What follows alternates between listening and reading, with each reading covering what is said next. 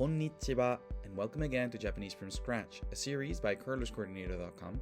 Today we're learning Hiragana sounds that start with a T sound. Ta, taco. Chi, cheek.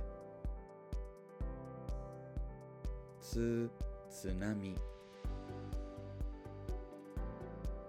Te, table. To, tomato.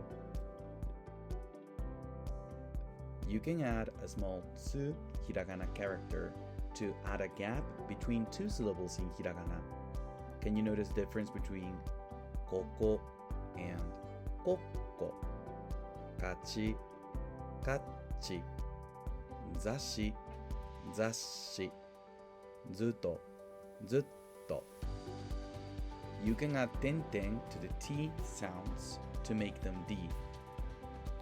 However, because we don't have T turning into D, we have chi.